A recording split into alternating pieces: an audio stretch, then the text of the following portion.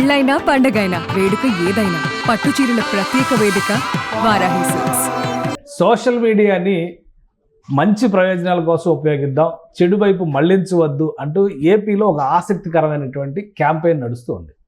ఈ హోర్డింగ్స్ ఎవరు పెట్టారు అని చర్చ జరుగుతున్నటువంటి తరుణంలోనే ప్రభుత్వ పక్షానే ఈ ప్రచారం జరుగుతుంది అనేటువంటి అంశం కూడా వెలుగులోకి వచ్చింది. ఇప్పుడు అదే క్రమంలో సినీ తారలను కూడా ప్రచారంలో భాగం చేశారు. అసలు ఏంటి ఈ ప్రచారం ద్వారా వాళ్ళు ఇస్తున్నటువంటి మెసేజ్ ఏంటి ఒకసారి తెలుసుకునే ప్రయత్నం చేద్దాం. మనతో పాటు అనలిస్ట్ సుబ్రహ్మణ్యం గారు నమస్కారం. నమస్కారం. ఈ సోషల్ మీడియాని మంచి కోసం ఉపయోగిద్దాం. అవును, ఈ అంటే స్లోగన్స్ కూడా చాలా వెరైటీగా బాగా రాశారు, క్యాచీగా, ఈజీగా కనెక్ట్ అయ్యేలాగా. ఎవరో చేస్తున్నారు ఈ ప్రయత్నం అని అనుకున్నారు అందరూ, బట్ ప్రభుత్వం వైపు నుంచే ఈ ఇనిషియేటివ్ అనేది మొదలైంది అని ఇప్పుడు సినిమా తారలు కూడా ఒక్కొక్కరుగా వరుసగా దానికి అనుకూల స్టేట్మెంట్స్, ప్రచారాలు, వీడియో రికార్డింగ్స్ ఇవన్నీ కూడా వస్తున్నాయి. అవును. సో ఎలా చూడాలి ఇవి? దీని లక్ష్యం ఏంటి? ఇది ఒక నాగరిక ప్రవర్తన కన్నా చూడాలి సార్. ఇది చాలా మంచి ఆలోచన, చాలా మంచి పద్ధతి కూడా. సోషల్ మీడియా వల్ల ఎంతో మంది బాధింపబడ్డ వాళ్ళు ఉన్నారు, చనిపోయిన వాళ్ళు కూడా ఉన్నారు. ఒక బాధ్యత లేకుండా సోషల్ మీడియా సెన్సార్ లేనటువంటిది. మీరు శాటిలైట్ మీడియా నుంచి వచ్చినారు ఒకప్పుడు, మీకు తెలుసు ఆ రూల్స్ అవన్నీ ఎట్టుంటాయో. అప్పట్లో బాగుండేది పరిస్థితి. ఇప్పుడు యూట్యూబ్ వచ్చిన తర్వాత దానికి ఒక కంట్రోల్ లేకుండా పోయిన తర్వాత మారుమూల గ్రామంలో కూడా ఒక కాలం మీద కూర్చొని దాన్ని ముందర పెట్టుకుని ఏదైనా మాట్లాడచ్చు. ఇలాంటి ఒక సిచ్యువేషన్లో గత 5 సంవత్సరాల్లో జరిగినటువంటి అసాంఘికమైనటువంటి సోషల్ మీడియా ఉపయోగం ఎంతోమంది జీవితాల్ని ఘోరంగా దెబ్బతీసినాయి. అంటే అసత్యాలు ప్రచారం చేయడము, వ్యక్తిత్వ హననం చేయడము, అంటే దాన్ని చూసి ఆత్మహత్య చేసుకున్న వాళ్ళు ఎంతోమంది ఉన్నారనమాట. ఇలాంటి సిచ్యువేషన్లో ఒక బాధ్యత కలిగిన ప్రభుత్వంగా, సమాజం పట్ల ఒక బాధ్యత ఉన్నటువంటి, ఒక గొప్ప అనుభవం ఉన్నటువంటి చంద్రబాబు నాయుడు గారి సారథ్యంలో ఈ సోషల్ మీడియాని ఒక సుగమంగా ఒక మంచి మార్గంలో నడిపించాలని ఆలోచన చేసి దానికి పెద్ద పెద్ద హోల్డింగ్స్ పెట్టి దానికి ఒక చట్టాన్ని తీసుకొచ్చి మొదట్లో వచ్చేసి మీ ప్రవర్తన మార్చుకోండి, బాధ్యతగా వాడండి అని చెప్పడం అనేది ఎడ్యుకేట్ చేయడం అంతే సార్. ఇప్పుడు ఎందుకంటే ఇప్పుడు చదువుతో సంబంధం లేకుండా సోషల్ మీడియా ప్రతి ఒక్కరి జీవితంలో చొచ్చుకుపోయింది. నోరుంటే చాలు, ఒక ఫోన్ ఉంటే చాలు అన్నట్టు తయారైంది. నోరుండి ఒక ఫోన్ ఉంటే ఏదంటే అది మాట్లాడుతున్నటువంటి పరిస్థితి. దానివల్ల ప్రజలు కూడా మిస్లీడ్ చేయబడుతున్నారు.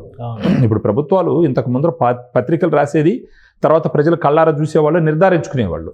రోజుకు ఒక 10 మంది యూట్యూబుల్లో ఒకటి చేసినాడని, ఒకటి చేయలేదని, ఒకటి చేయబోతున్నాడని, వాడు చేస్తారని చెప్పినప్పుడు ప్రజలు కూడా ఫుల్ కన్ఫ్యూజన్లోకి వెళ్ళిపోతున్నారు. ఇలాంటి సిచ్యువేషన్లో మొదట బోర్డులు పెట్టి దాంట్లో అవగాహన తీసుకొస్తూ తర్వాత రోడ్ల మీద ఎక్కడ పడితే అక్కడ అమరావతిలో కానీ చాలా చోట్ల హోర్డింగ్స్ పెట్టారు. అసలు ఈ హోర్డింగ్స్ ఎవరు పెట్టారు అంటే మామూలుగా గవర్నమెంట్ రిలీజ్ చేస్తే సమాచార పౌర సంబంధాల శాఖ లేదంటే కన్సర్న్డ్ మినిస్ట్రీకి సంబంధించినటువంటి విభాగం పేరు ఉంటుంది. అలాంటి ఏమీ లేకుండా రిలీజ్ అయ్యాయి. సైలెంట్ గా వదిలేరు సార్ వీళ్ళు. గవర్నమెంటే చేసింది ఇది. ఇదో క్యాంపెయిన్ కింద చూడాలా. గవర్నమెంటే చేసింది అండ్ గవర్నమెంట్ బాధ్యత కూడా సార్ ఇది. ఎందుకంటే దీన్ని చేయడం వల్ల ఒక ఏంటంటే ఒక లా అండ్ ఆర్డర్ని కూడా కంట్రోల్ తీసుకొని రాగలిగినటువంటి సిచ్యువేషన్. మొదట హోల్డింగ్స్ పెట్టినారు, తర్వాత ఏం చేసినారు, ఇప్పుడు సెలబ్రిటీలను తీసుకొస్తున్నారు. శ్రీలీల గారు వచ్చినారు, మీ వ్యూస్ కోసం వేరే వాళ్ళని న్యూస్ చేయొద్దు అని చెప్పేసి, మీ వ్యూస్ కోసం వేరే వాళ్ళని న్యూస్ చేయొద్దు అని చెప్పేసి. తర్వాత అడవి శేషి గారు వచ్చినారు. అడవి శేషి గారు వచ్చి ఏం చెప్పినారు, మీరు ఒక వీడియో చేస్తే ఎదుటి ఆడ మనిషి జీవితమే ఉరేసుకొని చనిపోయేటటువంటి సిచ్యువేషన్, సో బాధ్యతగా వ్యవహరించండి అని. నిఖిల్ సిద్ధార్థ్ కూడా వచ్చి బాధ్యతగా చెప్పడం మొదలుపెట్టినారు. అదే విధంగా నిన్న మొన్న మనం చూసినాము, ప్రభాస్ కూడా వచ్చి తేజ సర్జా హనుమాన్ హీరో అతను చెప్తున్నాడు. తర్వాత ప్రభాస్ గారు నిన్న మొన్న వచ్చేసి డ్రగ్స్ వాడద్దని చెప్పేసి మాట్లాడడం మొదలుపెట్టినారు. సో అంటే ఫ్యాన్స్ ఒక పబ్లిక్ ఫిగర్ లైన్ వాళ్ళు వచ్చి కూడా చెప్పడం మొదలుపెట్టినారంటే దానికి ఒక రవ్వ ఇప్పటివరకు తెలంగాణలో కూడా ఒక డిస్కషన్ జరిగింది. సెలబ్రిటీస్ కానీ సినిమా ఇండస్ట్రీకి సంబంధించినటువంటి ప్రముఖ వ్యక్తులు ముఖ్యంగా సే నో టు డ్రగ్స్ అనే క్యాంపెయిన్కి సహకరించలేదని సీఎం రేవంత్ రెడ్డి గారే విమర్శ చేసిన పరిస్థితిని చూసాం మనం. ఇక్కడ ఏపీలో సైలెంట్గా జరుగుతున్న ఈ క్యాంపెయిన్కి ఒక్కొక్కరుగా సినిమా తారలందరూ కూడా సపోర్ట్ చేస్తున్న పరిస్థితి. అంటే వీడియోలు వస్తున్నాయంటే వాళ్ళు సహకరిస్తున్నారంటే మనం చూడాలి. అక్కడ తెలంగాణ గవర్నమెంట్ ఏ విషయంలో విఫలమైంది, ఆ ఆర్టిస్టులని అందరినీ ఒక లైన్లోకి తీసుకురావడానికి. ఇక్కడ వీళ్ళు ఎలా హ్యాండిల్ చేస్తే ఇంత స్మూత్గా ఫంక్షనింగ్ జరుగుతుంది? కొన్ని సందర్భాల్లో ప్రభుత్వము పరిశ్రమ హ్యాండ్ ఇన్ హ్యాండ్ వెళ్ళాలి సార్. ఇప్పుడు ఒకవేళ స్వతహాగా నేను ఒక పార్టీకి అభిమాని అయినంత మాత్రాన ఇప్పుడు ఇంకొక పార్టీ వచ్చింది అనుకోండి, నాకు స్వతహాగా వాళ్ళంటే అభిమానం ఉండొచ్చు.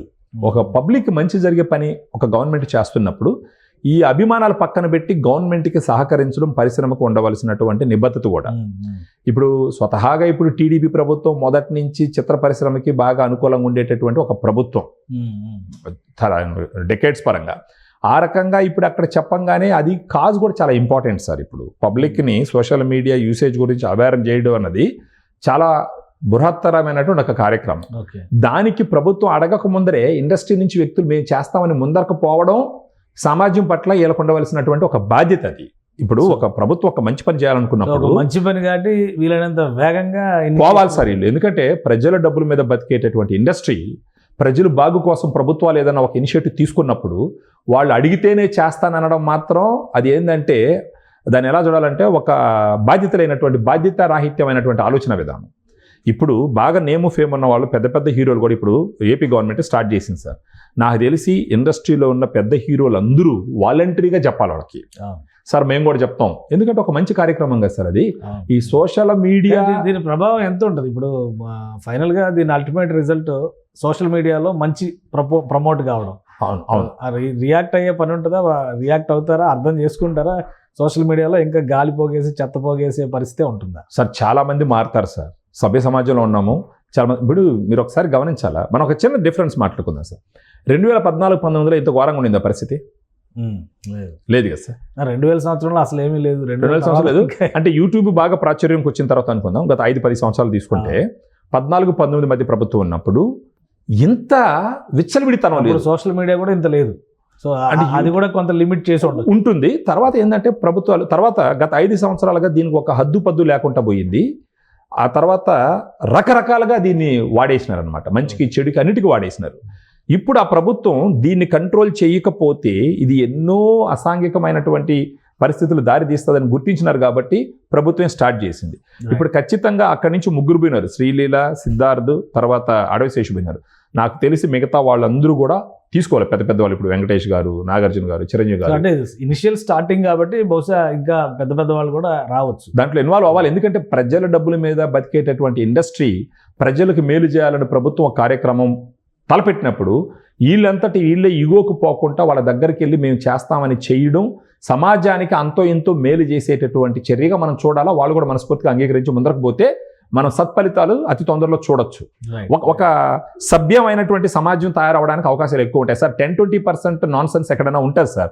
వాటిని కంట్రోల్ చేయడానికి చట్టాలు మెజారిటీలోకి రాకుండా చూడాలి. ఇప్పుడు 10-20% మెజారిటీ కాకుండా ఉంటే అబ్సల్యూట్లీ సార్. ఫర్ ఎగ్జాంపుల్ ఇప్పుడు ఉన్నటువంటి సిచ్యువేషన్లో ఒక 60-70% నాన్ సెన్స్ ఉంది, ఒక 20-30% బాధ్యత కలిగిన వాళ్ళు ఉండరు. ఇప్పుడు వాళ్ళందరినీ తీసుకొచ్చి ఒక 10-15% కింద దోస్తే ఈ కంట్రోల్ లేని వాళ్ళు మారే అవకాశం ఉంటుంది. చాలా మంది మారుతారు. వీళ్ళు మార్చడానికి అప్పుడు ప్రభుత్వాలు చట్టాలు లైన్లోకి వస్తాయి, వాళ్ళు మారుస్తాయి. సో బాధ్యతగా పౌరులు కూడా ఇప్పుడు ఇది ఒక ప్రభుత్వ విప్లవంగా స్టార్ట్ అయ్యింది, రేపు ప్రజల విప్లవం అవ్వాలి ఇది. అందుకే ఈ ప్రచారం మొదలుపెట్టినారు. రేపు ఏమవుతుందంటే సార్, ఇప్పుడు ఒక 100 మంది ఇన్ఫ్లుయెన్స్ అయినారు అనుకోండి, వాళ్ళు ఇప్పుడు వీడియోలు చూసేటప్పుడు ఎవడన్నా సభ్య సమాజం తలదించుకునే విధంగా వీడియోలు పెట్టినప్పుడు వీళ్ళు కామెంట్స్ పెడతారు కదా, రిపోర్ట్స్ కొడతారు, కామెంట్స్ పెడతారు, వాడిని దూషిస్తారు, ఎందుకు మాట్లాడుతున్నావు ఇలా అని చెప్పేసి 10 మంది చెప్పినప్పుడు ఆ వీడియో చేసి పెట్టేవాడు కూడా ఆలోచనలో పడుతుంది. సో అలాంటి ఒక మారేటటువంటి సిచ్యువేషన్ ఎంతనా ఉంది. అందరూ ముందరకు వచ్చి చేయాలా. మనబోటోళం కూడా ఇలాంటి విషయాలు చాలా పాజిటివ్గా ప్రచారం చేయాలి sir. Right. Thank you Subrahmanyam గారు. తప్పకుండా సుమన్ టీవీ కూడా దీన్ని సపోర్ట్ చేస్తుంది. ఎందుకంటే సోషల్ మీడియాని చెత్త రాయడానికి, చెత్త పేరుకుపోయేటువంటి గార్బేజ్ యార్డ్గా మార్చకుండా చూసుకోవాల్సినటువంటి బాధ్యత ప్రతి ఒక్కరిపైన ఉంది. ఏపీ ప్రభుత్వం ఒక సైలెంట్ రెవల్యూషన్గా దీన్ని టేకప్ చేసింది. సినీ ప్రముఖులు, సినీ సెలబ్రిటీస్ చాలామంది ఇందులో ఇన్వాల్వ్ అవుతున్నారు. ప్రజాభిప్రాయాన్ని ఖచ్చితంగా వీళ్ళు ఇన్ఫ్లుయెన్స్ చేయగలుగుతారని సుబ్రహ్మణ్యం గారు విశ్లేషిస్తున్నారు. ఇది ప్రజా విప్లవంగా మారితే కనుక ఖచ్చితంగా ప్రయోజనాలు సాధించడానికి మార్గం సుగమం అవుతుందని ఆయన విశ్లేషిస్తున్నారు. ఇది special discussion. Keep watching. Suman టీవీలో మీ పర్సనల్ అండ్ బిజినెస్ ప్రమోషన్స్ కోసం కింది నెంబర్కి కాంటాక్ట్ చేయండి.